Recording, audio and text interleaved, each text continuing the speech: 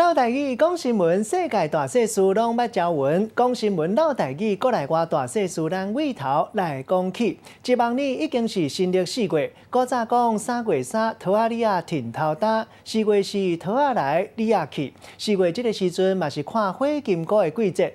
在全台湾有真侪欣赏火金菇的地点。过去嘛有真侪囡仔歌唱到火金菇，像讲火金菇来食茶，茶烧烧食金蕉，会当讲拢是形容看火金菇有偌尔啊深色。讲新闻老台语，时间到主播陈英伟。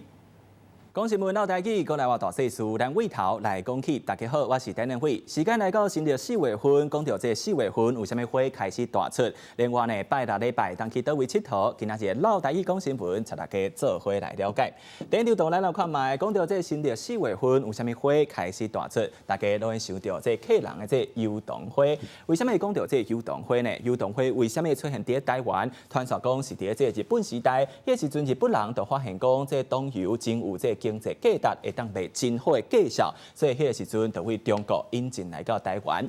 种伫啥物款的所在呢？伊就种伫这桃园、新竹啊，个苗栗，另外亲像这中部的山区，因为这所在拄拄好，就是客人住的这所在，所以以后呢，这油桐就变作是客人真重要的这经济作物。好，拄则讲到这油桐花种伫这桃园，所以桃园即马嘛举办这油桐花这季，时间是伫4月19到5月初4。另外这地点亲像是这罗德。啊，个这龙潭，啊个这大溪等等的这所在。另外，桃园市政府嘛真用心哦，举办无共款的活动，亲像举办这3场的这金角花，另外嘛安排这7条无共款的这旅行路线，希望邀请这大朋友甲小朋友会当做伙来遮佚佗，欣赏无共款的风景。好，除了这油桐花以外，嘛有另外一种花，就是这海鸥。这海鸥大家想到伫是竹仔河阳明山的所在，时间伫3月中到4月底。这海鸥咧，海鸥又个叫做是卡拉花。为什么叫做卡拉花咧？因为伊的形就亲像这卡拉共款，会当较水，所以叫做是卡拉花。